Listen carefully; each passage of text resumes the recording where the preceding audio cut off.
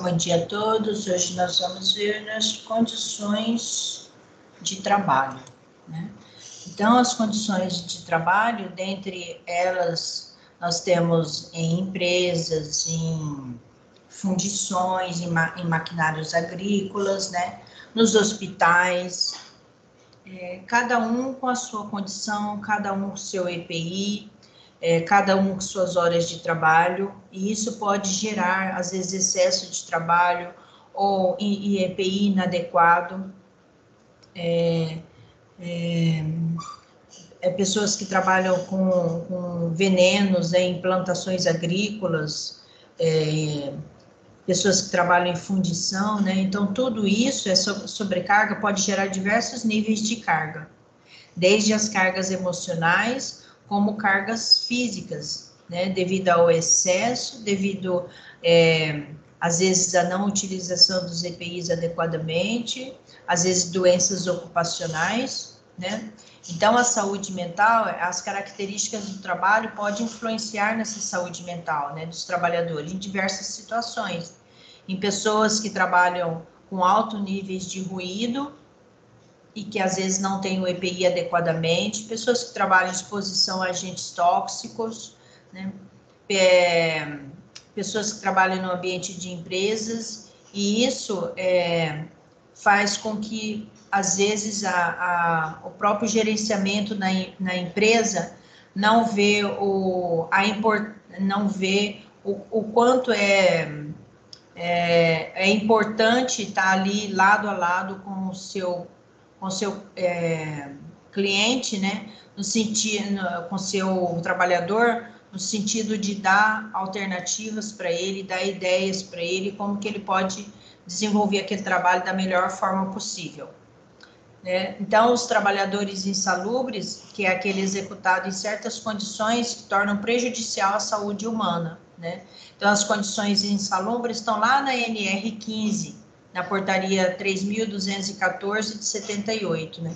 O trabalho nessas condições dá direito a 10%, a 20% ou a 40%, né, de grau mínimo, médio ou máximo, respectivamente, calculado com base no salário mínimo. Então, geralmente, o trabalhador de carteira assinada, que trabalha em áreas insalubres, de acordo com as condições de trabalho dele, ele pode ganhar até 40%. Isso em cima do seu salário mínimo, né? Então, muitas vezes, aquele trabalho insalubre é aquele que o funcionário trabalha com exposições de agentes biológicos, umidade excessiva, né, exposição de poeiras, agentes químicos em geral. Então, ele pode tá elencado lá na portaria 15, né, sobre esses trabalhos e que dá essas porcentagens aí no salário mínimo, em cima do salário mínimo desses empregados. Então, a saúde mental, nós temos a periculosidade, né, quando o trabalho é realizado em condições que a lei estende e acarreta um risco à integridade física desse trabalhador. Aquelas pessoas que trabalham com gases, né, com botijão de gases, com energia elétrica, com explosivos em caldeiras, geralmente é adicionado 30% calculado em cima do seu salário. Então, por exemplo, você ganha um X, em cima desse X você tem prêmios e gratificações.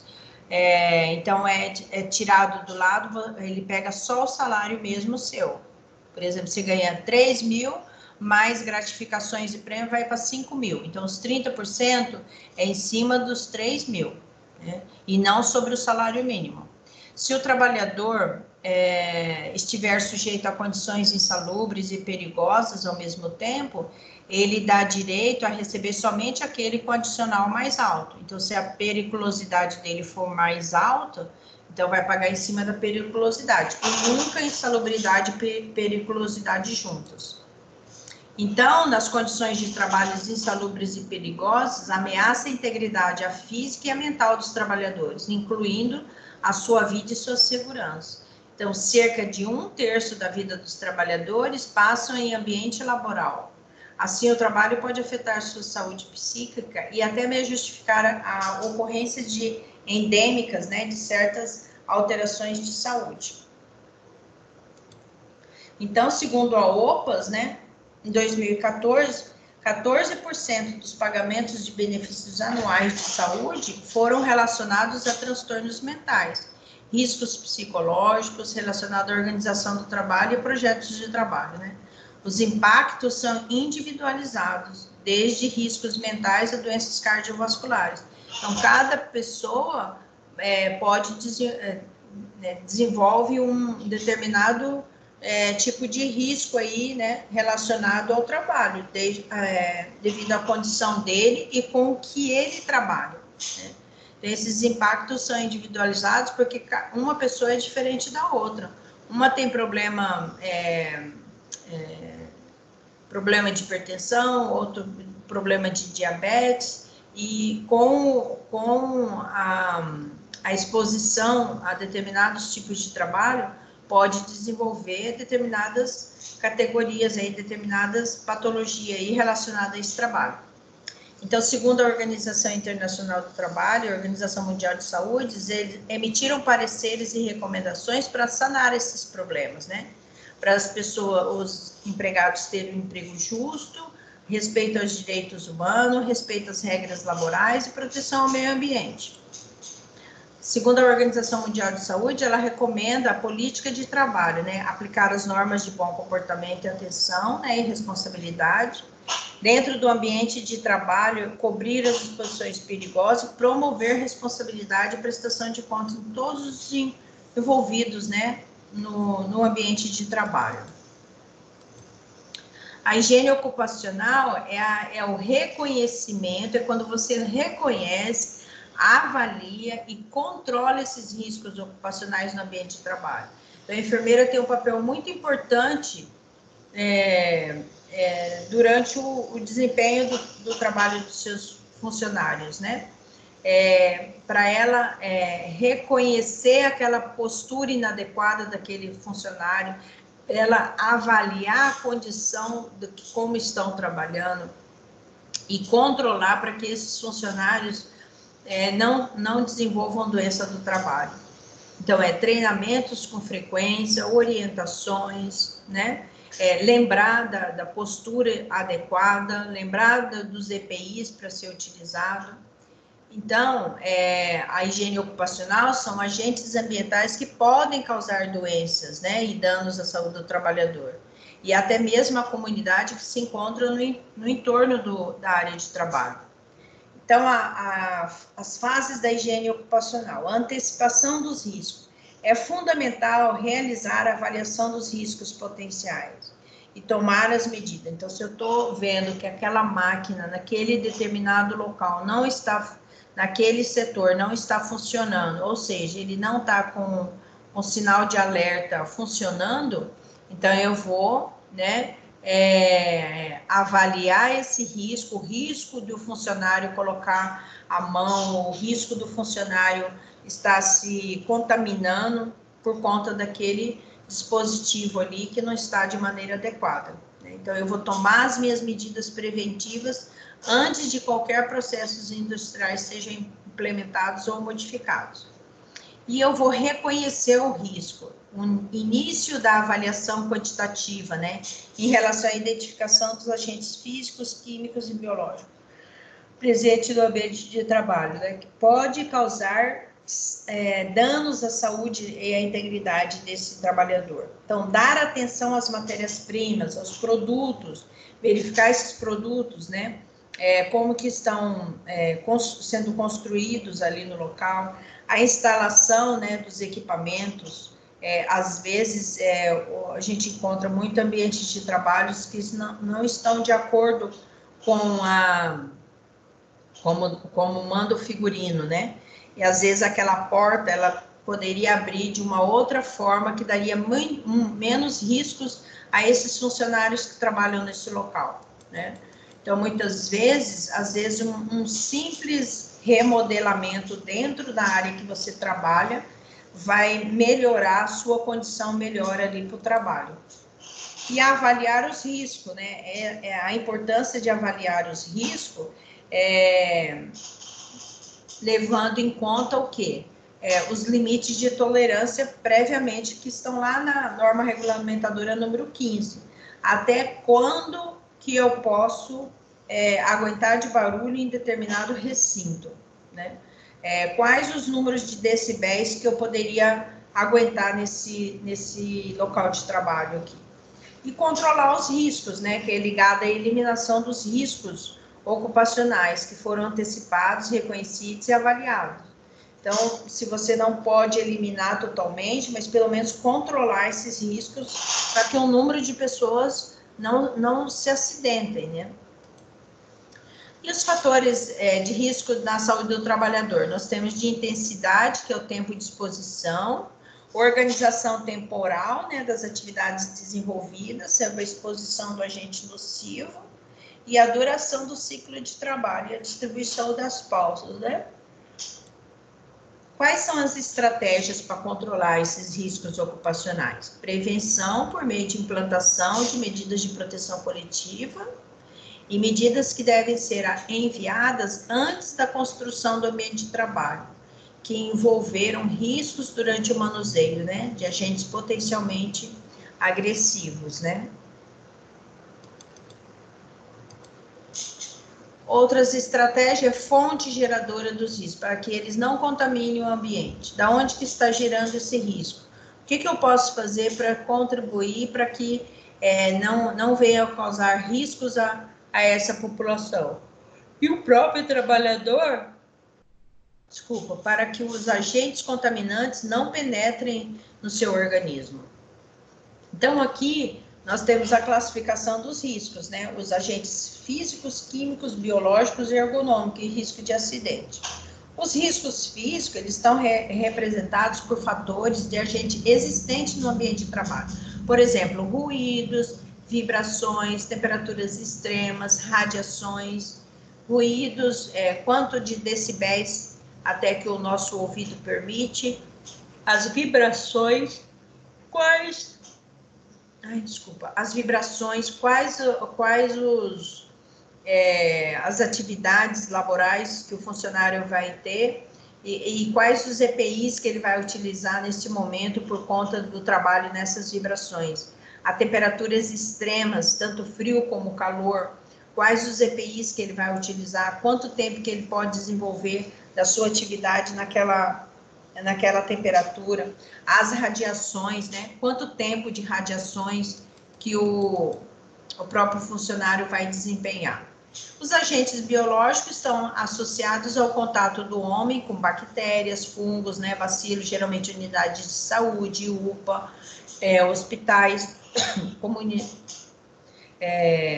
setores, né, da saúde, do setor comunitário. E os agentes químicos são identificados pelo grande número de substâncias que pode contaminar o ambiente de trabalho e provocar danos em intensidade física e mental. Por exemplo, poeiras que são liberadas por produtos químicos, por poeiras de marmorarias, poeiras de cortar granito, né? Tanto do produto químico como de outros, podem liberar poeiras, às vezes não são tão visíveis, mas poeiras de produtos químicos, poeiras de chumbo, de mercúrio, de ferro, tudo isso, né, a gente provoca as inalações que são prejudiciais ao nosso organismo, desenvolvendo determinadas patologias. Os fumos, né, as névoas, as neblinas e os gases, né, os botijões de gases que soltam, né, aquelas neblinas, aquelas névoas, né, de gases, e que muitas vezes tudo aquilo ali é inalado, e daí aparece, né, para que o trabalhador fique ali exposto. E os riscos de acidentes são muito diversificados e podem estar presentes em diversos locais.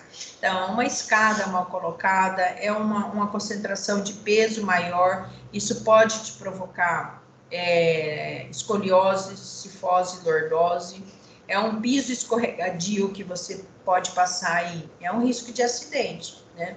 Um risco de uma explosão, é um risco de você estar próximo de um raio-x sem proteção, é um risco de acidente você estar numa cadeira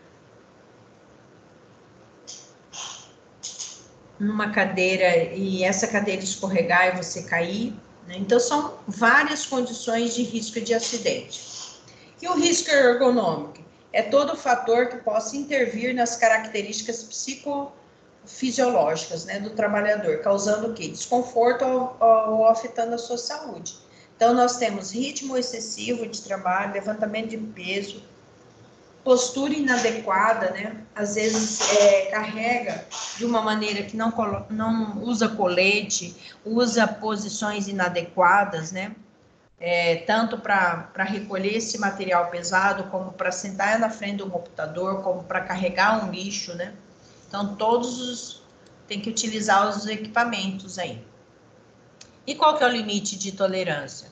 Conforme a norma regulamentadora 15, a concentração e intensidade máxima ou mínima relacionado com a natureza e o tempo de exposição do agente, que não causará danos à saúde do trabalhador durante sua vida laboral. Então, é um valor no qual, abaixo dele, o trabalhador não sofrerá danos à saúde. Então, cada ruído, ele tem uma quantidade de decibéis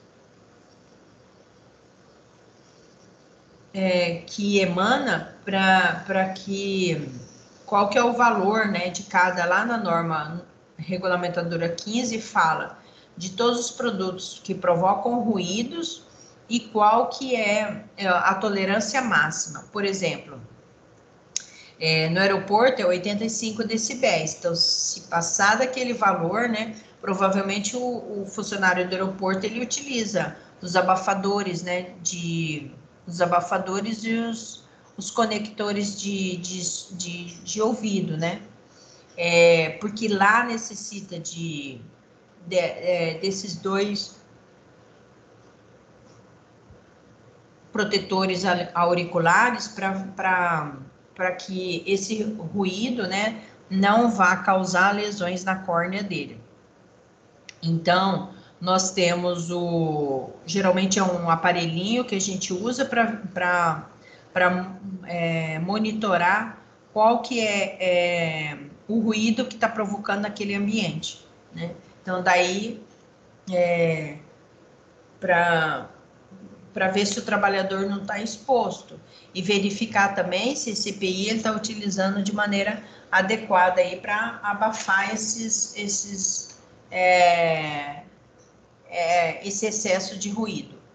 E a toxicologia ocupacional é o estudo dos efeitos produzidos pelas substâncias tóxicas, né, no organismo humano, causada pelas atividades laborais, né, com exposição devido à manipulação e uso de um determinado tempo. A toxicologia, ela analisa agentes químicos potencialmente tóxicos, né, para ser o ponto de partida para as ações, como definir critérios de segurança para substâncias, né, que podem ser perigosas. Então, a toxicologia, ela vai eliminar ou reduzir a exposição desses trabalhadores aos produtos químicos.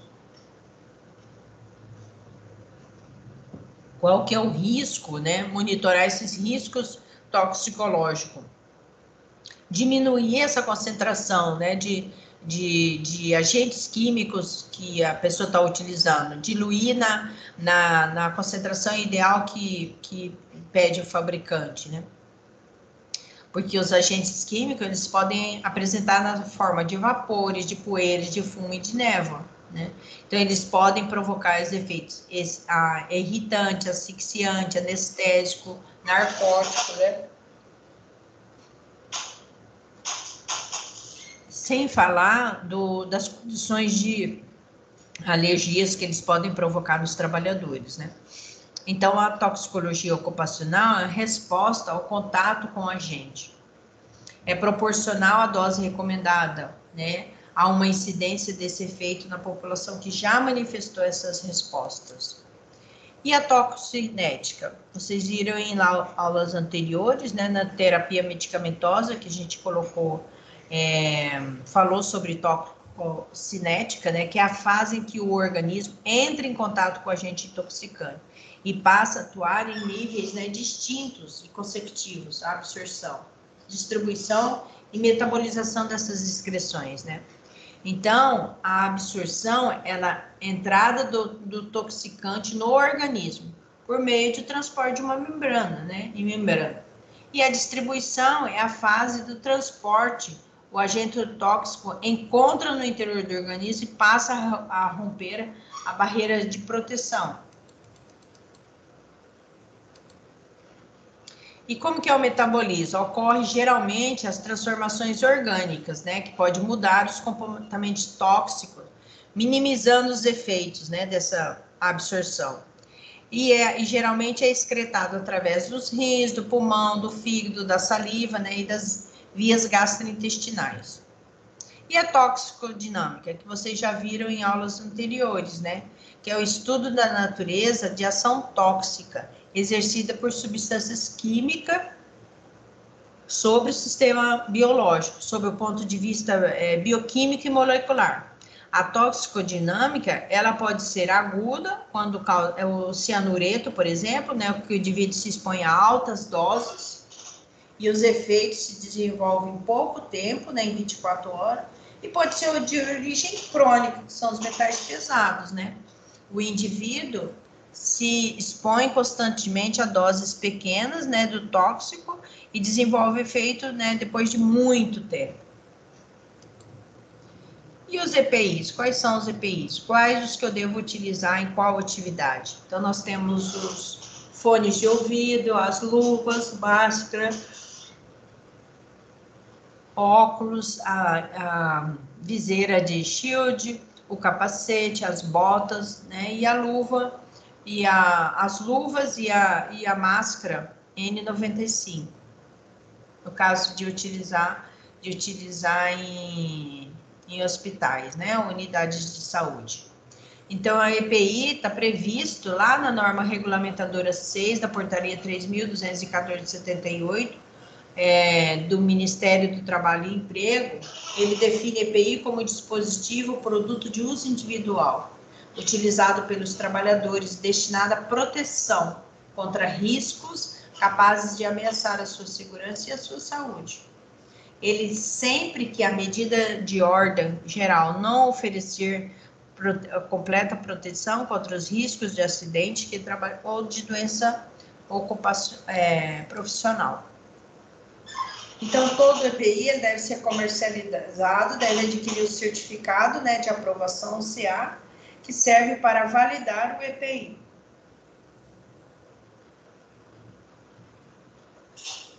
Então, o Ministério do Trabalho e Emprego, que é um órgão regional, nacional, em matéria de segurança e saúde do trabalhador, ele avalia os requisitos mínimos, né, para os testes feitos nos EPIs, em conformidade com as especificações da ABNT, né, que é a Sociedade Brasileira de Normas Técnicas. Então, é obrigatório a empresa fornecer aos colaboradores gratuitamente seu EPI adequado, de acordo com o risco que a pessoa trabalha, né? Em perfeito estado de conservação e funcionamento, adquirir o equipamento adequado ao risco de cada atividade, exigir o seu uso e fornecer ao trabalhador somente os aprovados pelo órgão nacional competente, matéria segurança e saúde do trabalhador. Não adianta ele oferecer EPIs que não se adequam à atividade do trabalhador.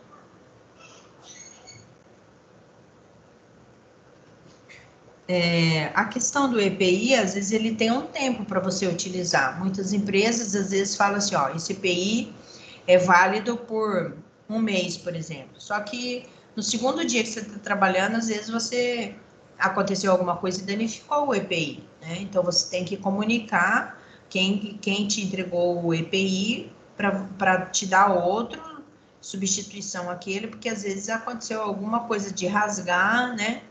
E você não vai trabalhar exposto. Então, você tem que pedir para o teu chefe imediato ele substituir aí esse EPI para você, né? Orientar e treinar esses trabalhadores sobre o uso adequado, a guarda e a conservação. Tem muitos EPIs que você tem que guardar, guardar de maneira adequada, porque senão você acaba perdendo, né, acaba ele perdendo a eficácia, né? Substituir imediatamente aqueles EPIs que geralmente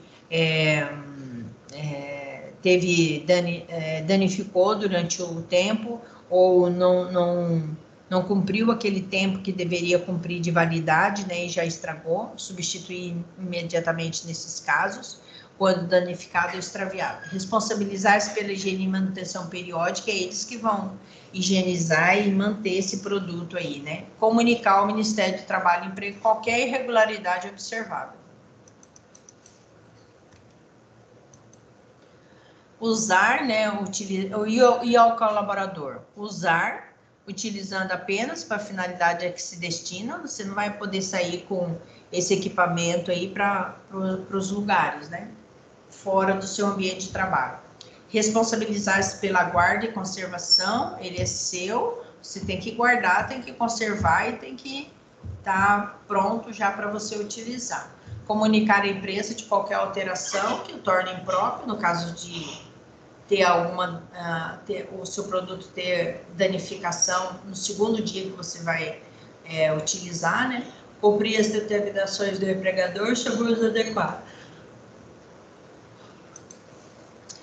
E quem falhar nessas obrigações pode ser responsabilizado, né? Então, o empregador, ele pode responder na área civil ou criminal, além de ser multado pelo Ministério do Trabalho e Emprego. O funcionário está sujeito a sanções trabalhistas, podendo ser demitido por justa causa. Então, o fornecimento de EPIs e treinamentos sejam registrados através de documentação apropriada, né, para eventuais esclarecimentos em causas trabalhistas, né? Ok? Perguntas?